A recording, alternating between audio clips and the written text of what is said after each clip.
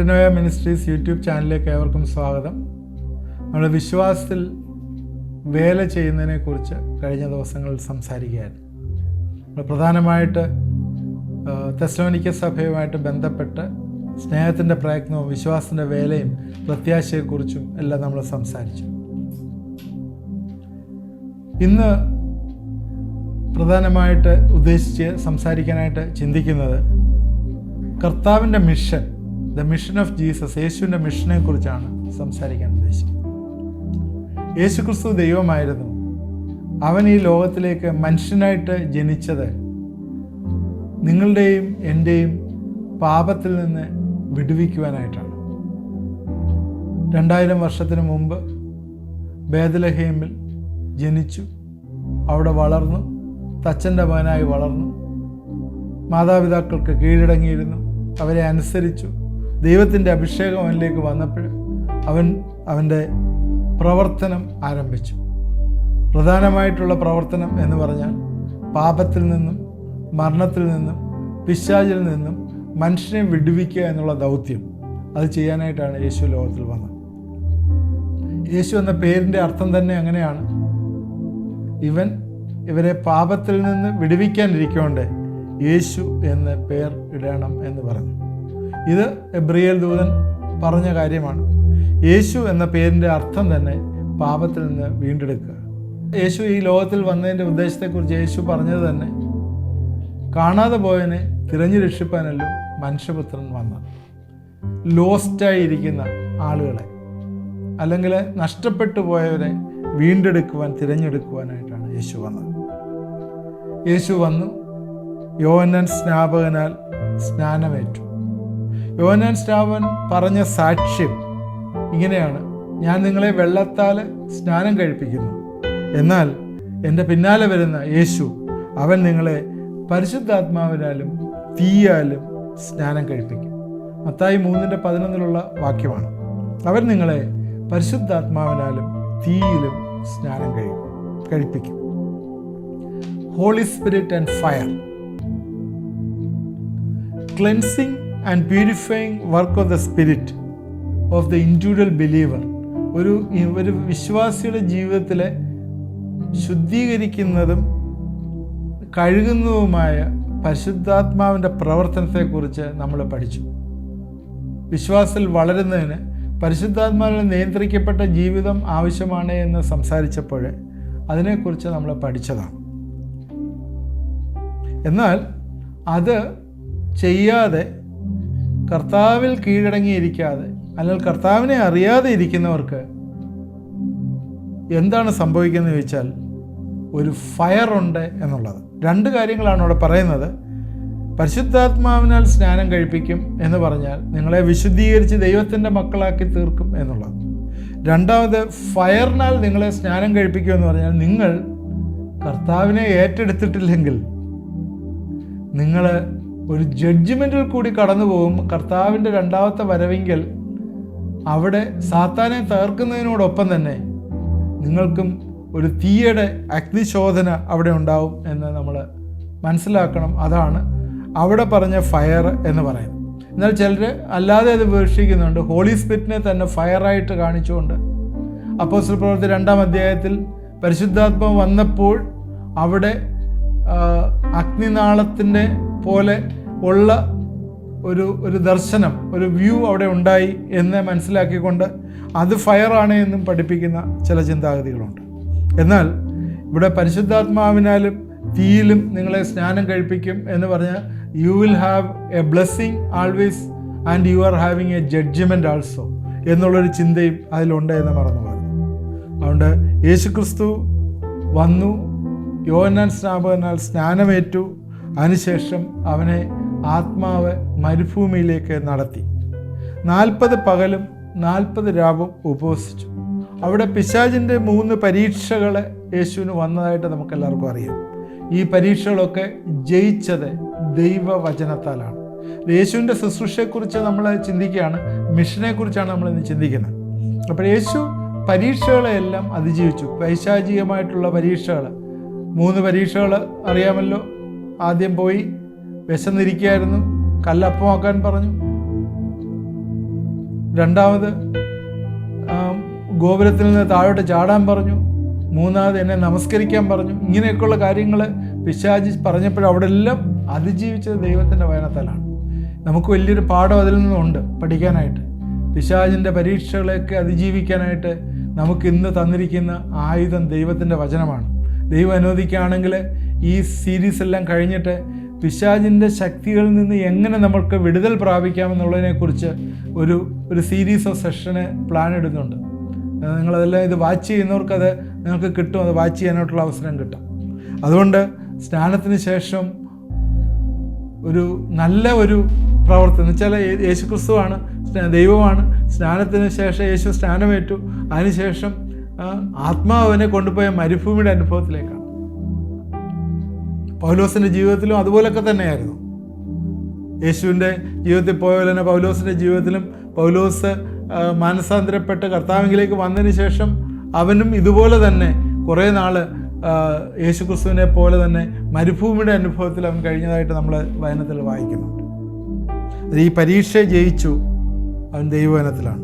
അതിനുശേഷം ആ മിഷൻ തുടങ്ങുന്നതിന് മുമ്പ് അവന് യെരുശലേം ദേവാലയത്തിലേക്ക് ചെന്ന് കർത്താവിൻ്റെ പ്രകടനപത്രം എന്നറിയുന്ന ഒരു ഭാഗം വായിച്ചുകൊണ്ടാണ് അവൻ്റെ ശുശ്രൂഷ മിനിസ്ട്രി ആരംഭിക്കുന്നത്. ലൂക്കോസ് 4:17 മറ്റ് ഉള്ള വാക്യങ്ങൾ 18ഉം 19 സ്പെസിഫിക് ആയിട്ട് കർത്താവിൻ്റെ പ്രകടനപത്രിക എന്നറിയപ്പെടുന്ന ഭാഗം വായിച്ചത്. യെശയ്യാപ്രവചനൻ്റെ പുസ്തകം അവന് കൊടുത്തു. അവൻ ആ പുസ്തകം വിടർത്തി അവൻ പറഞ്ഞ ഇങ്ങനെയാണ്: ദരിദ്രന്മാരുടെ സുവിശേഷം അറിയിപ്പാൻ കർത്താവ് എന്നെ അഭിഷേകം ചെയ്യാൻ അവൻ്റെ ആത്മാവ് എൻ്റെ മേലുണ്ട്. ബദ്ധന്മാർക്ക് വിടുതലും കുരുടന്മാർക്ക് കാഴ്ചയും പ്രസംഗിപ്പാനും പീഡിതരെ വിടുവിച്ചയപ്പാനും കർത്താവിൻ്റെ പ്രസാദവർഷം പ്രസംഗിപ്പാനും അവൻ എന്നെ അയച്ചിരിക്കുന്നു എന്ന സ്ഥലം കണ്ടു. ഇത് വായിച്ചിട്ട് അവൻ പുസ്തകം മടക്കി എന്നാണ് പറഞ്ഞത്. എന്നാൽ യെശയ്യാപ്രവചനം 61:1-2 ഉള്ള വാക്യങ്ങൾ വായിക്കുമ്പോൾ അതിനകത്ത് ഒരു ജഡ്ജ്മെൻറ്റ്, കർത്താവിൻ്റെ പ്രതികാര വർഷം എന്നും കൂടിയുള്ളൊരു ഭാഗമുണ്ട്. ആ ഭാഗം തൽക്കാലം അവിടെ ഒമിറ്റ് ചെയ്താണ് വായിക്കുന്നത്. കർത്താവിൻ്റെ പ്രതികാര വർഷത്തിനുള്ള സമയം ആയിട്ടില്ല. ഇപ്പോഴേ കർത്താവിൻ്റെ പ്രസാദ വർഷം പ്രസംഗിപ്പാനുള്ള സമയമാണ്. അത് മനസ്സിലാക്കിക്കൊണ്ടാണ് യേശു തൻ്റെ പ്രകടനപത്രിക അവിടെ അറിയിക്കുന്നത്. അതിനകത്ത് ഒരുപാട് കാര്യങ്ങളുണ്ട്. അതിനെക്കുറിച്ച് നമ്മൾ 1 by 1 ആയിട്ട് നമ്മളിപ്പോഴേ ചിന്തിക്കും. ആദ്യം പറയുന്ന ഇതാണ്: ദരിദ്രന്മാരുടെ സുവിശേഷം അറിയിപ്പാൻ കർത്താവ് എന്നെ അഭിഷേകം ചെയ്യാൽ അവൻ്റെ ആത്മാവ് എൻ്റെ മേലുണ്ട്. ദരിദ്രന്മാരുടെ സുവിശേഷം അറിയിക്കുക. ഇതെന്താ? ഈ സുവിശേഷം ഈ ദരിദ്രന്മാർക്കുള്ളതാണ്, ബാക്കിയുള്ളവർക്കൊന്നും സുവിശേഷം ഇല്ലേ? ദരിദ്രന്മാർ പൂവർ, പട്ടിണി പാവങ്ങൾക്കുള്ളതാണോ ഈ സുവിശേഷം? ബാക്കിയുള്ളവർക്കൊന്നും ഉള്ളതല്ലേ? ഈ ചില അപ്പർ ക്ലാസ് ആയിട്ടുള്ള ചില ആളുകൾ പറയും ക്രിസ്ത്യൻസൊക്കെ ഡൗൺവേർഡാണ്, താഴേക്കിടയിലുള്ളവരാണ്, അവർ പാവങ്ങളാണ് എന്നൊക്കെ പറയും. ശരിയാണ്, പാവപ്പെട്ടവരുടെ ഇടയിലാണ് യേശു ആദ്യം പോയത്. ദൈവത്തിൻ്റെ വചനം, ഗബ്രിയേലിൻ്റെ അരുളപ്പാട് പോലും ഉണ്ടായത് ഇടയന്മാർ അവർ ആടുകളെ കാത്ത് പുറം പ്രദേശത്ത് കിടന്ന പാവപ്പെട്ട ആളുകളുടെ അരികിലേക്കാണ് പോയത്. ശരിയാണ്, അവരുടെ ഹൃദയം നുറുങ്ങിയിരിക്കുകയാണ്. അവരുടെ കണ്ണിൽ എപ്പോഴും നനവുണ്ട്. കാരണം അവർക്ക് അന്നേക്കുള്ള ആവശ്യമുള്ള ഭക്ഷണവും അവർക്ക് വേണ്ടായിട്ടുള്ള പാർപ്പിടവും ഇല്ലാതെ ഔട്ട്കാസ്റ്റായിട്ട് സമൂഹത്തിൽ നിന്ന് അവരുടെ റൈറ്റ്സ് എല്ലാം ചവിട്ടി മെതിച്ച് സമൂഹത്തിൽ നിന്ന് ഔട്ട്കാസ്റ്റായി, രോഗികളായി, ദീനക്കാരായി, പ്രയാസങ്ങൾ അനുഭവിക്കുകയും വ്യതകൾ കൂടി കടന്നു പോകുന്ന വലിയൊരു സമൂഹം ലോകത്തിലെല്ലായിടവും ഉണ്ട്. സോക്കാൾഡ് റിച്ച് എന്ന് പറയുന്ന അമേരിക്കയിൽ പോലും ചെന്നാൽ, USA പോലും ഇതുപോലുള്ളൊരു ഗ്രൂപ്പ് പലയിടത്തുമുണ്ട്. ഔട്ട്കാസ്റ്റായിട്ട് അവരുടെ റൈറ്റ്സിന് വേണ്ടി ഇപ്പോഴും ബാർഗെയിൻ ചെയ്യുകയും വർക്ക് ചെയ്യുകയും ആവശ്യമാണെന്ന് പറഞ്ഞ് അധികാരികളിലേക്ക് പോയി മുട്ടുകയും ചെയ്യുന്ന ഒരു ഗ്രൂപ്പ് ഇപ്പോഴും ഉണ്ട്. നമ്മുടെ ഇടയിലുമുണ്ട്, ഇന്ത്യയിലുമുണ്ട്. അവർ ദരിദ്രന്മാരാണ്, എന്നാൽ അവരും അവകാശത്തിന് വേണ്ടി വാദിക്കുന്നവരാണ്. എന്നാൽ ദരിദ്രന്മാരുടെ സുവിശേഷം അറിയിക്കുക എന്ന് പറയുന്ന മീനിങ് അതിൽ കൂടുതലായിട്ടുള്ള. മത്തായി 5-ാം അധ്യായത്തിലെ പർവ്വത പ്രസംഗം, സെർമൺ ഓൺ ദ മൗണ്ട്, അതിൽ യേശു പറയുന്ന മത്തായി 5:3 പറയുന്ന വാക്യം: ആത്മാവിൽ ദരിദ്രരായവർ ഭാഗ്യവാന്മാർ, സ്വർഗരാജ്യം അവർക്കുള്ളത്. ദാരിദ്ര്യം എന്ന് പറയുന്നതിൻ്റെ ഡെഫിനിഷനകത്ത് യേശുക്രിസ്തു പഴയ നിയമത്തിൽ യെശയ്യാവ് പറഞ്ഞിരിക്കുന്ന ദാരിദ്ര്യത്തെ ഡിഫൈൻ ചെയ്ത് പുതിയ നിയമത്തിൽ യേശുവിൻ്റെ പഠിപ്പിക്കൽ വന്നപ്പോഴത്തേക്ക് ആത്മാവിൽ ദാരിദ്ര്യം എന്നുള്ള ഒരു മീനിങ്ങിലേക്ക് അത് വന്നു. പഴയ നിയമത്തിൽ ദരിദ്രന്മാരുടെ സുവിശേഷം അറിയിക്കുക എന്നുള്ള നല്ല വാർത്ത ദരിദ്രന്മാരോട് അറിയിക്കുക എന്ന് പറഞ്ഞാൽ എവിടാണ് അടുത്ത ഭക്ഷണമുള്ളത്, എവിടാണ് പാർപ്പിടമുള്ളത്, എവിടെയാണ് സമാധാനമുള്ളത്, എവിടെയാണ് വസ്ത്രമുള്ളത്, ഇതൊക്കെയാണ് ദരിദ്രന്മാരോട് പറയുന്ന സുവാർത്ത. അതാണ് യേശുവും പഠിപ്പിച്ചത്. ഈ ലോകത്തിലുള്ള ദാരിദ്ര്യമല്ല, ആത്മീയമായിട്ടുള്ള ദാരിദ്ര്യം. അതാണ് യേശു അഡ്രസ്സ് ചെയ്യാനായിട്ട് ശ്രമിച്ചത്. കാരണം യേശു തന്നെ പറഞ്ഞു, എൻ്റെ രാജ്യം ഇഹലോകത്തിലുള്ളതല്ല, എൻ്റെ രാജ്യം സ്വർഗീയമാണ്. അതുകൊണ്ട് എനിക്ക് ഈ ലോകത്തിലൊരു രാഷ്ട്രം ഉണ്ടാക്കാനായിട്ടുള്ള ഉദ്ദേശത്തിലല്ല ഞാനിവിടെ വന്നത്. ഞാൻ സ്വർഗീയ രാജ്യം ഇവിടെ സ്ഥാപിക്കുക എന്നുള്ള റെസ്പോൺസിബിലിറ്റിയാണ് വന്നത്. അതുകൊണ്ടാണ് ദരിദ്രന്മാരോട്, ആത്മാവിൽ ദാരിദ്ര്യമുള്ളവരോട് അവരോട് പറയുന്നത്, നിങ്ങൾ ഭാഗ്യവാന്മാർ, സ്വർഗരാജ്യം നിങ്ങളുടേത്. ആത്മാവിലുള്ള ദാരിദ്ര്യം അത് എന്താണ് ശരിക്കും? ഒരു വ്യക്തിക്ക് ഇന്ന് എല്ലാ റിച്ചസും ഉണ്ടെന്നിരിക്കട്ടെ, നല്ല പാർപ്പിടം, ഇഷ്ടംപോലെ ആഹാരം, അവന് റെസ്പോൺസിബിലിറ്റി, അവന് കൂടെ ആൾക്കാർ, അവനെ ഉയർത്തി കൊണ്ടു നടക്കാൻ ആൾക്കാർ, അവന് വേണ്ടതായിട്ടുള്ള ഫൈനാൻഷ്യലായിട്ടുള്ള എല്ലാ റിസോഴ്സസും എല്ലാ രീതിയിലും ഉണ്ട് എന്നിരിക്കട്ടെ. ഇത്രയൊക്കെ ഉണ്ടെങ്കിലും ജീവിതത്തിൻ്റെ ഏതെങ്കിലും ഒരു തലത്തിൽ 24/7 ഒരു ദിവസത്തിൽ 24 hours ഉള്ളൊരു ദിവസത്തിൽ ഏതെങ്കിലും ഒരു മിനിറ്റിൽ അല്ലെങ്കിൽ അരമണിക്കൂർ അല്ലെങ്കിൽ ഒരു മണിക്കൂർ അവൻ്റെ മനസ്സ് എന്തിനോ വേണ്ടി അഴലുന്നതായിട്ട് നമുക്ക് കാണാൻ സാധ്യമാകും. ഇതെല്ലാ മനുഷ്യനും ഉള്ളതാണ്, എല്ലാ മനുഷ്യൻ്റെയും ജീവിതത്തിലുള്ളതാണ്. എല്ലാം സഫിഷ്യൻ്റ് ആണെന്ന് തോന്നിയാലും അവൻ്റെ ഹൃദയത്തിൻ്റെ ഉള്ളിൽ എന്തോ ഒരു കുറവ് ഫീൽ ചെയ്യുന്നതായിട്ട് കാണും. അത് വേറെ ഒന്നുമല്ല.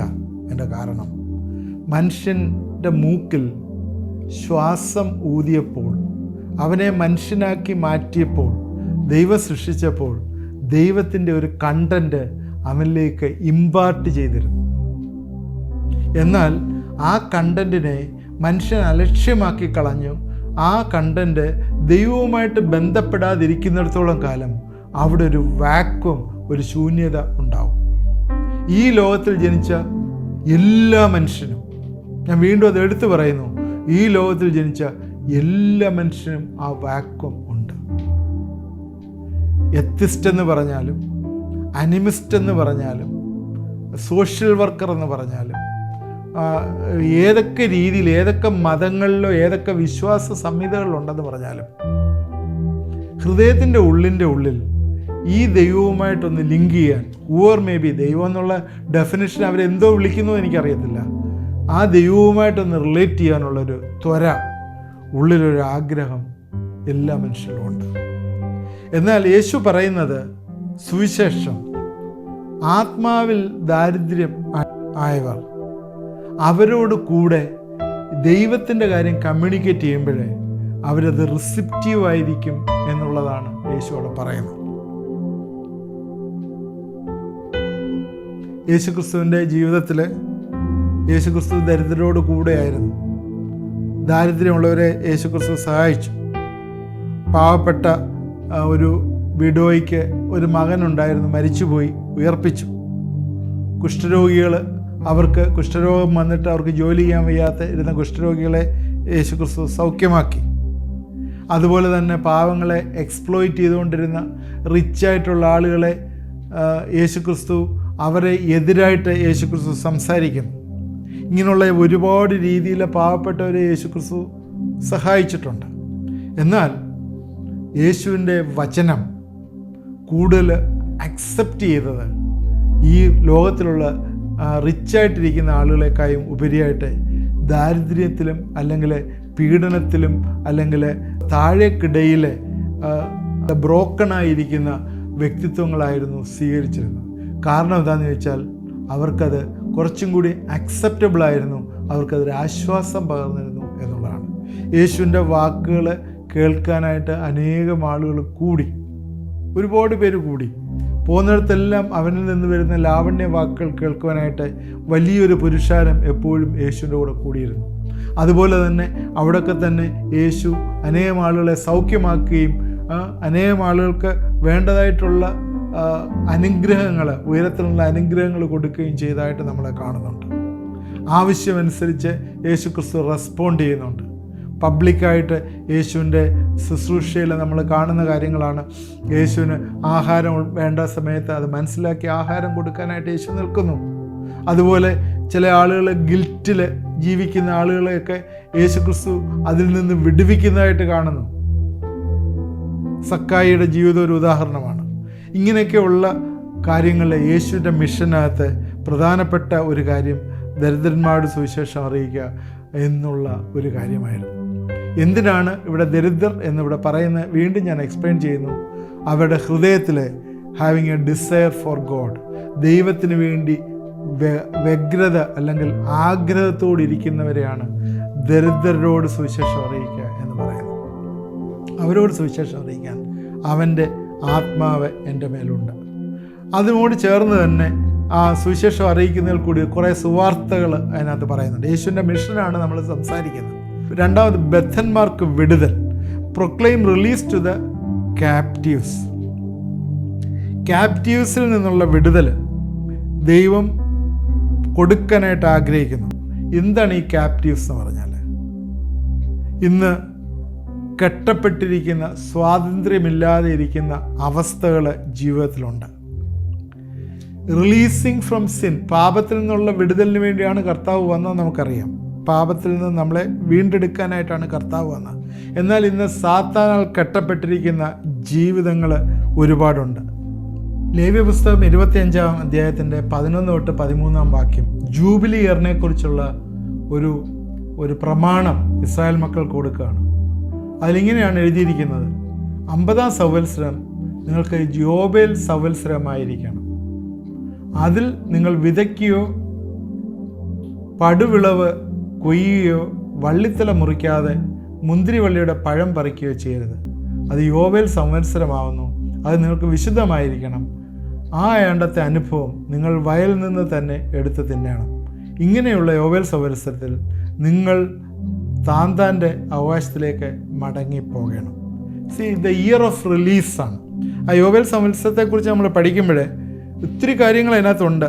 അന്ന് ശരിക്കും ഈ 50-ാം വർഷത്തിൽ setting free of the ഇൻഡെപ്റ്റഡ് servants, കടം ഉള്ള ആളുകളുടെ കടം ഇളച്ചു കൊടുക്കുക, അടിമകളെ വിടുവിക്കുക, ഇതെല്ലാം ഈ പഴയ നിയമത്തിൽ പറയുന്ന ഈ വിടുതൽ എന്ന് പറയുന്നത് പുതിയ നിയമത്തിലേക്ക് വരുമ്പോൾ ഈ അടിമത്വം എന്ന് പറയുന്നത് പാപത്തിൻ്റെ അടിമത്വമാണ്, സിൻ ഡെപ്റ്റാണ്. നമുക്കറിയാം, കർത്താവിൻ്റെ ഭരണത്താൽ പാപം മോചിക്കപ്പെട്ടു. യേശു ക്രിസ്തു ഈ ലോകത്തിൽ വന്ന് മരിച്ചിട്ടാണ് നമ്മുടെ പാപങ്ങളെല്ലാം മോചിക്കപ്പെട്ടത്. അപ്പോഴിവിടെ പറയുന്ന ബദ്ധന്മാർക്കുള്ള വിടുതലിനെ കുറിച്ച് നമുക്ക് കൂടുതൽ സംസാരിക്കാം, ഈ ദിവസങ്ങളിൽ സംസാരിക്കാം. എന്നാൽ നമ്മൾ പ്രധാനമായിട്ടും ബദ്ധന്മാർക്കുള്ള വിടുതൽ എന്നിവിടെ പറയുന്നത് നമ്മളെ പിശാച് കെട്ടിയിരിക്കുന്ന പല കെട്ടുകളിൽ നിന്നുള്ള വിടുവിച്ചെടുക്കുക എന്നുള്ള വിടുതലാണ് ബദ്ധന്മാർക്ക് വിടുതൽ എന്ന് നമുക്കതിൽ നിന്ന് മനസ്സിലാക്കാവുന്നത്. അതുകൊണ്ട് യേശുക്രിസ്തുവിൻ്റെ മിഷനകത്ത് 2 കാര്യങ്ങളാണ് പറഞ്ഞത്. ഒന്ന്, ദരിദ്രന്മാരുടെ സുവിശേഷം അറിയിക്കുക. 2, ബദ്ധന്മാർക്ക് വിടുതൽ. ഇനിയും കുറേ കാര്യങ്ങൾ അതിനകത്തുണ്ട്. കുരുടന്മാർക്ക് കാഴ്ച, പീഡിതന്മാരെ വിടുവിച്ചയക്കുക, കർത്താവിൻ്റെ പ്രസാദവർഷം പ്രസംഗിക്കുക. ഇങ്ങനെയുള്ള കാര്യങ്ങളുണ്ട്. അത് നമുക്ക് നാളെ ചിന്തിക്കാം. നമ്മുടെ സമയം ഇവിടെ അവസാനിച്ചുകൊണ്ട് ഞാൻ തൽക്കാലം ഇവിടെ നിർത്തുന്നു. ദ മിഷൻ ഓഫ് ജീസസ്, കർത്താവിൻ്റെ റെസ്പോൺസിബിലിറ്റി കാണിച്ചിരിക്കുന്ന എന്താണെന്ന് വെച്ചാൽ നമുക്ക് മാതൃകയാണ് ഫോളോ ചെയ്യാനായിട്ട്. അതുകൊണ്ട് നമ്മളും ആ ഒരു പാതയിലേക്ക് പോകാനായിട്ട് നമ്മളും ചിന്തിക്കണം. വിശ്വാസത്തിൽ വേല ചെയ്യുന്നതിന് കർത്താവ് വേല ചെയ്തതുപോലെ നമ്മളും ചെയ്യണം എന്നുള്ളതാണ് ആഗ്രഹിക്കുന്നത്. നമ്മൾ ഇന്നത്തെ തീർന്നതിനാൽ ഇത് പ്രാർത്ഥിക്കാനായിട്ടുള്ള സമയം എടുക്കുകയാണ്. നിങ്ങളിത് മറ്റുള്ളവർക്ക് ഷെയർ ചെയ്യുകയും മറ്റുള്ളവർക്ക് വേണ്ടി ഇതൊരു നിങ്ങൾ ചെയ്യുന്നത് ഒരു കർത്താവിൻ്റെ വേലയാണേ നിങ്ങൾ മനസ്സിലാക്കുക. ഇത് വേറൊരാൾക്ക് ഷെയർ ചെയ്യുമ്പോൾ നിങ്ങളും കർത്താവിൻ്റെ വേലയിൽ പാർട്ടിസിപ്പേറ്റ് ചെയ്യുക. കാര്യം എന്ന് വെച്ചാൽ ഇത് നിങ്ങളുടെ ഒരു ഫ്രണ്ട് അറിയുമ്പോൾ അവൻ അതൊരു റിലീസ് അതിൽ വരും. നാളെ ഈ ബദ്ധന്മാർക്ക് വിടുതലിനകത്ത് തന്നെയുള്ള ഡിഫറെൻറ്റ് റിലീസിനെ കുറിച്ച് നാളെ സംസാരിക്കും. എങ്ങനെയാണ്, ഏതൊക്കെ സെക്ടറിലാണ് നമുക്ക് വിടുതൽ വേണ്ടതെന്നുള്ള നാളെ അതിനെക്കുറിച്ച് സംസാരിക്കും. ഇത് ശ്രദ്ധിക്കണം. ഇത് വലിയ റിസൾട്ട് നമുക്ക് തരും. അതുകൊണ്ട് നമുക്ക് പ്രാർത്ഥിക്കാനായിട്ടുള്ള സമയമെടുക്കാം. രോഗികളെ ഓർത്ത് പ്രാർത്ഥിക്കുന്നുണ്ട്, ക്ഷീണാവസ്ഥയിലിരിക്കുന്നവരെ ഓർത്ത് പ്രാർത്ഥിക്കുന്നുണ്ട്. നിങ്ങൾ എന്നോട് ചേർന്ന് പ്രാർത്ഥിക്കുന്നുണ്ടെങ്കിൽ വലിയൊരു വിടുതൽ നിങ്ങളുടെ ജീവിതത്തിൽ വന്നു തരും. കർത്താവെ, ഇന്ന് രാത്രി ഇത് ശ്രദ്ധിച്ചുകൊണ്ടിരിക്കുന്ന എല്ലാവരെയും ഏൽപ്പിച്ച് പ്രാർത്ഥിക്കുന്നു. കർത്താവിൻ്റെ മിഷനുമായിട്ട് ബന്ധപ്പെട്ട് കർത്താവെ, ഞങ്ങൾ ഇത് ചിന്തിക്കുകയായിരുന്നല്ലോ. ദരിദ്രന്മാരുടെ സുവിശേഷം അറിയിക്കുന്ന എങ്ങനെയാണ് എന്നുള്ള ആദ്യത്തെ ചിന്ത മാത്രമേ ഞങ്ങൾക്ക് ചിന്തിപ്പാനായിട്ട് സാധ്യമായുള്ളൂ. ബാക്കിയുള്ള തുടർന്ന് ചിന്തിപ്പാനായിട്ട് ഞങ്ങളെ സഹായിക്കണം. സുവിശേഷം അറിയിക്കുന്നില്ലെങ്കിൽ അയ്യോ കഷ്ടം. കർത്താവെ, നിൻ്റെ സുവിശേഷം അറിയിക്കുവാനായിട്ട് ഇത് വലിയൊരു മഹാസന്തോഷത്തിൻ്റെ കാര്യമാണല്ലോ. ഉയരത്തിൽ നിന്ന് പറഞ്ഞാണല്ലോ സർവ്വജനത്തിനും ഉണ്ടാകാനുള്ള മഹാസന്തോഷം. അത് യേശുക്രിസ്തു എന്ന രക്ഷകൻ ഭൂമിയിൽ വന്നു എന്നുള്ള വലിയ മഹാസന്തോഷം ഉയരത്തിൽ നിന്ന് വിളിച്ചു പറഞ്ഞ് ഞങ്ങൾ ഓർക്കുന്നു. കർത്താവെ, അതിൻ്റെ കാരണം എന്താണെന്ന് വെച്ചാൽ എൻ്റെ പാപത്തിൽ നിന്ന് എന്നെ വിടുവിക്കാനായിട്ടാണ് യേശു വന്നത്. അത് ഞാൻ റിയലൈസ് ചെയ്യുവാനായിട്ട് കർത്താവെ സഹായിക്കണമേ. യേശുക്രിസ്തു ഈ ലോകത്തിൽ വന്ന് എൻ്റെ പരിശുശ്രൂഷ ചെയ്ത് തുടങ്ങിയപ്പോഴേ കർത്താവിൻ്റെ പ്രകടന പത്രിക എന്നുള്ള അവൻ്റെ ഡിക്ലറേഷൻ കർത്താവെ വായിച്ചത് ഞങ്ങൾ കേട്ടല്ലോ. കർത്താവെ, അതുപോലെ ഞങ്ങളും ചെയ്യുവാനായിട്ട് ദൈവം ഞങ്ങളെക്കുറിച്ച് ആഗ്രഹിക്കുന്നത് ചെയ്യുവാനായിട്ട് ഞങ്ങളെ സഹായിക്കണമേ. ഇന്ന് എന്നോട് ചേർന്ന് പ്രാർത്ഥിക്കുന്നവരെല്ലാവരെയും അനുഗ്രഹിക്കണം. ആവശ്യങ്ങളിരിക്കുന്നവരെ പ്രത്യേകം ഓർത്ത് പ്രാർത്ഥിക്കുന്നു. കർത്താവെ, പ്രത്യേകിച്ചും കർത്താവെ, ചില വിദേശ യാത്രയ്ക്ക് വേണ്ടി തടസ്സങ്ങളായിട്ട് നിൽക്കുന്ന ചില വ്യക്തികൾ കർത്താവെ ഇന്നത് കണ്ട് എന്നോട് ചേർന്ന് പ്രാർത്ഥിക്കുന്നു. ദൈവമേ, വലിയൊരു വിടുതൽ നീ അവർക്ക് കൊടുക്കണമേ. ആ വിദേശത്തേക്കുള്ള ആ പ്രോസസ്സൊക്കെ എത്രയും പെട്ടെന്ന് തന്നെ ശരിയായി വരുവാനായിട്ട് യേശുവിൻ്റെ നാമത്തിൽ അനുഗ്രഹിച്ച് പ്രാർത്ഥിക്കുന്നു. എല്ലാ തടസ്സങ്ങളും നീ മാറ്റിക്കളയണമേ എന്ന് പ്രാർത്ഥിക്കുന്നു കർത്താവെ. അതുപോലെ കർത്താവെ, ക്യാൻസറിലിരിക്കുന്ന കർത്താവെ, കീമോ കണ്ടിന്യൂ ചെയ്തുകൊണ്ടിരിക്കുന്ന ചില വ്യക്തിത്വങ്ങൾ ഇത് കാണുന്നുണ്ടല്ലോ കർത്താവെ. ഞങ്ങൾ പ്രാർത്ഥിക്കുന്നു ദൈവമേ, ഈ ദിവസങ്ങളിൽ കർത്താവെ അതിൻ്റെ ബുദ്ധിമുട്ടുകളിൽ നിന്നൊക്കെ നീ വിടുവിക്കണമേ എന്ന് പ്രാർത്ഥിക്കുന്നു. ഞാൻ ജീവിച്ച് ദൈവത്തിൻ്റെ മഹത്വം വർണ്ണിക്കൂ എന്നുള്ള വലിയ പ്രത്യാശയിൽ അവരിരിപ്പാനായിട്ട് ഈ ദിവസങ്ങളിൽ കർത്താവെ നിൻ്റെ കൃപ കൂടെ ഇരിക്കണമേ, സഹായിക്കണമേ എന്ന് പ്രാർത്ഥിക്കുന്നു. ഈ എല്ലാ ക്യാൻസറസിൻ്റെ ആത്മാവിനെയും യേശുവിൻ്റെ നാമത്തിൽ ഞങ്ങളെ ഫലസിച്ച് പ്രാർത്ഥിക്കുന്നു. എല്ലാം മാറിപ്പോട്ടെ എന്ന് പ്രാർത്ഥിക്കുന്നു. ഇനി അടുത്ത പ്രാവശ്യം പോകുമ്പോഴേ കർത്താവെ സൗഖ്യമായി എന്ന് പറയാനായിട്ട് കർത്താവെ നീ കൃപയൊരുക്കണമേ, സഹായിക്കണമേ എന്ന് പ്രാർത്ഥിക്കുന്നു. ഇത് കണ്ടുകൊണ്ട് എല്ലാവരെയും അനുഗ്രഹിക്കണമേ. പ്രാർത്ഥന കേട്ടോർത്ത് സ്തോത്രം. യേശുവിൻ നാമത്തിൽ പ്രാർത്ഥിക്കുന്നു, കേൾക്കുമാറാകണമേ. ആമേൻ.